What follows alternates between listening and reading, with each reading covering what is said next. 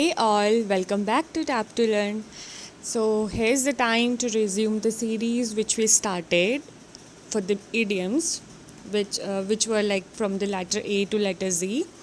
And today we will be doing the idioms starting with the letter B, as we have done the idioms starting with the letter A. So, next up, we are doing the idioms starting with the letter B. So, the first one is back to square one. That means back to the beginning or initial point where one started or where no progress has been made.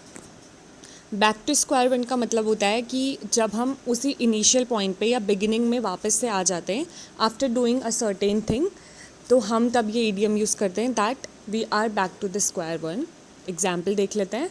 The investigation led to nothing and the team was back to square one. So the next one is barking up the wrong tree. It is quite important, that's why it is highlighted. In a wrong way to achieve something or pursuing a false path. तो barking up the wrong tree का मतलब होता है कि हम जब किसी चीज़ को पाने के लिए गलत रास्ता, गलत मतलब कि गलत ऐसे फॉल्स मतलब कि that's not appropriate for the thing that we want. गलत ऐसा नहीं कि कोई इलीगल है, no not that type. Barking up the wrong tree का मतलब होता है कि हमको जो रास्ता उस डेस्टिनेशन तक लेके जाएगा, we are not following that way, गलत चीज़ को हम कर रहे हैं. सो एग्जाम्पल देख लेते हैं. You will gain nothing by asking John the questions regarding the event, you are barking the wrong tree. Third one is baker's dozen. तो इसको हम बहुत इजीली पढ़ सकते हैं. इसकी बहुत सारी डेफिनेशन आपको मिल जाएंगी, आप गूगल करेंगे या बुक्स में देखेंगे, बहुत टिपिकल तरीके से लिखा हुआ है, शायद जो कि समझना बहुत इजी नहीं होता है. तो इजीली अगर हम इसे समझे तो we can say 13 in number. Okay, if something is 13 in number we can like point it out or we can indicate it by saying baker's dozen.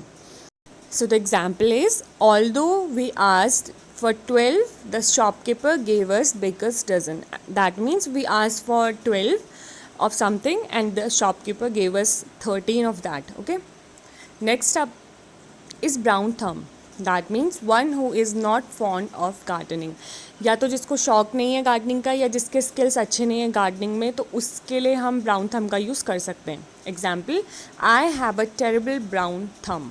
मतलब मुझे आता नहीं है और बहुत बुरी तरीके से नहीं आता है, मतलब कि मैं गार्डनिंग में बिल्कुल भी अच्छा या अच्छी नहीं हूँ, मेरे स्किल्स बहुत ख़राब हैं गार्डनिंग में.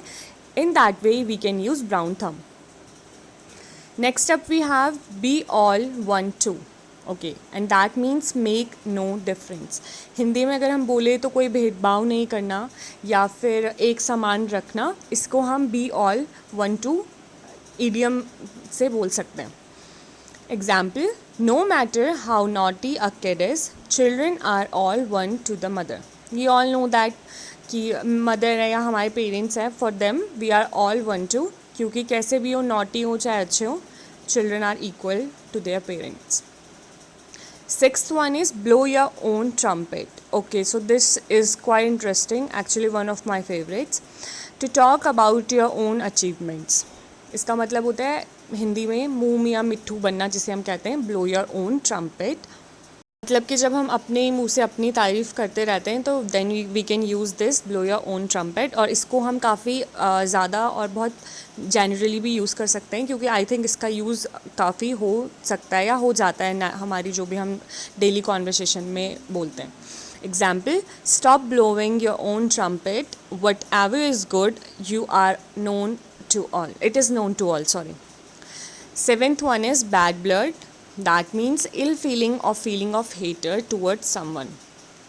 मतलब जब हमारे दिल में किसी के लिए अच्छी भावना ना हो या फिर किन्हीं दो लोगों के बीच में अच्छे रिलेशंस ना हो या फिर बहुत एक हेटेड वाली फीलिंग हो, उसको हम बैड ब्लड कहते हैं. Example, there had been always the bad blood situation between these two families. मतलब उनकी कभी बनी नहीं या फिर पहले से ही कोई वेंडेटा चलता आ रहा है. वेंडेटा मतलब पुश्तैनी झगड़ा चलता आ रहा है, जिसके वजह से कि there is bad blood between these two families. Next up we have blue blood. That means noble, socially prominent. Okay, don't get confuse between bad blood and blue blood, इसीलिए मैंने इन दोनों को साथ में रखा ताकि बैड ब्लड से ही समझ में आ रहा है it is something not good, that is bad, blue blood is noble, मतलब सज्जन जिसे हम कहते हैं. Example, this family boasted a lineage of blue blood. Lineage मतलब होता है कुल, मतलब कि इनके घर में पहले से ही या बहुत सारे लोग इनके घर में बहुत सज्जन है. It means they have a lineage of blue blood. Next up we have bear the palm. तो दैट मीन्स टू विन. क्यों पाम को हम like palm leaves were used as a sign of victory formerly. पहले के time में palm leaves को victory के sign के तौर पे यूज़ किया जाता था. उसी से ये ईडियम बना है बेयर द पाम, जिसका मतलब होता है to win. Example, you may bear the palm at the competition as you did really well. मतलब आप जीत सकते हो क्योंकि आपने बहुत अच्छा किया था. And for that we use bear the palm. And the last one is break the ice. That means to start a conversation when the people are quite strangers. कोई दो लोग बैठे हैं जो एक दूसरे को नहीं जानते हैं या फिर कुछ बात नहीं हो रही है. And who will start first, who will initiate to talk.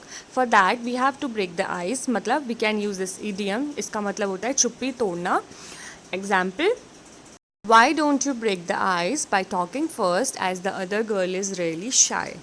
तो ब्रेक द आइस का मतलब होता है चुप्पी तोड़ना. आप क्यों नहीं आप पहले बात करते हैं, क्योंकि जो दूसरी लड़की है वो थोड़ी सी शर्मीली है. So these were 10 idioms starting with the letter B, and in our next video we will continue with the series and we will come up with the 10 idioms with the letter C. So hope my videos are helping you out, and thank you so much.